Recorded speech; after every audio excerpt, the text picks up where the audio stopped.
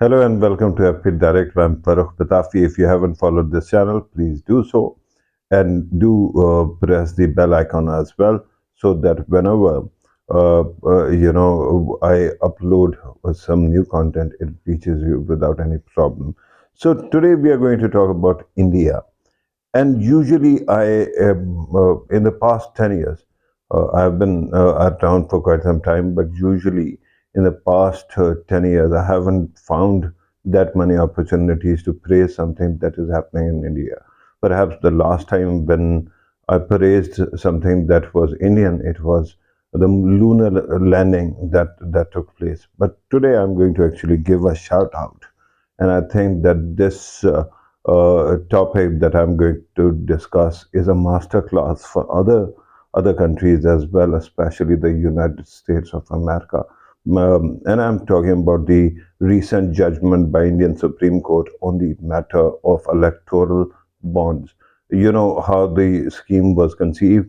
The idea was that it is going to actually streamline the election campaign finance and compare through election bonds, electoral bonds, which were to be kept anonymous.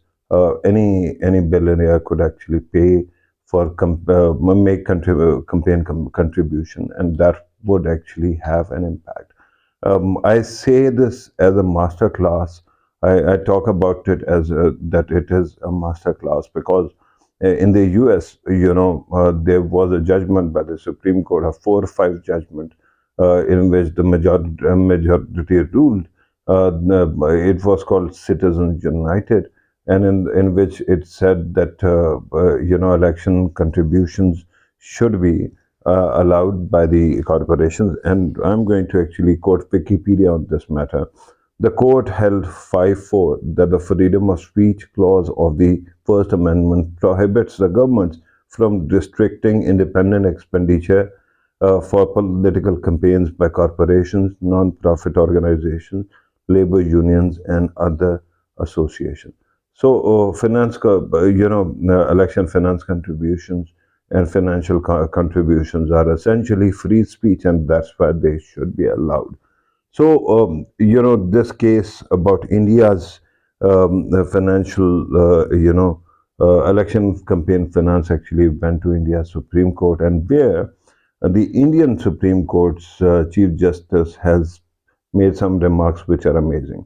They actually did two things. One, they lifted the anonymity, the veil of anonymity from the contributions that were made so far because of the right to information, right? On the basis of right to information. But apart from that, they have also scrapped the whole project of these electoral bonds, because they, as we have seen, that largest contributions went to the ruling BJP. But here I'm quoting the Chief Justice of India. Political contributors get access. This access leads to policy making because of the nexus between money and voting. Financial supporters to political parties can lead to quid pro quo arrangements, or as you call it, pay to play, and that has been going on for quite some time. In the US also, we have seen PACs and super PACs. So at this moment, America's Supreme Court is dominated by a conservative majority thanks to Donald Trump. So we cannot actually expect any magic out of that situation. But I hope, because a stand has been taken by Indian Supreme Court, and it makes sense that these monies can be used for access. And then, remember, cases of Sheldon Adelson and so many others. So these cases and these verdicts, especially when you take such a massive stance against any power broker, especially in India at this moment, it seems that BJP now dominates all walks of life.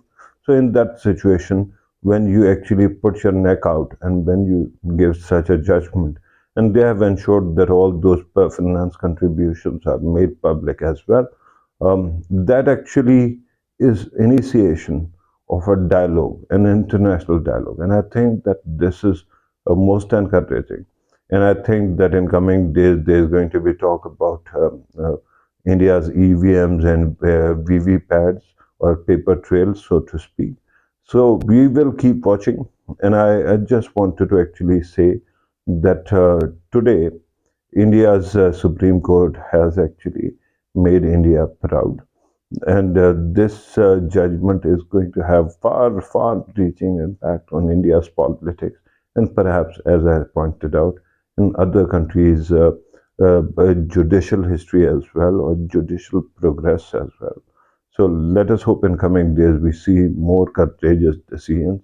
A graft, any kind of use of money that can be, for finance contribution, or particularly campaign contributions can be free speech, but bribes or extortion, these are things that cannot essentially be called free speech, right?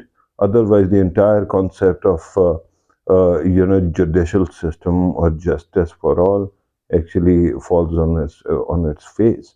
So I think that I wanted to actually point out that India's Supreme Court has shown great courage in this verdict, and I think that international media deserves or should pay attention to this as well, because this is something which is really heartening. This was today's video clip. I just wanted to, put out a quick shout out. And I think that with that, all of a sudden, the hope in India's democratic revival has also come back to life.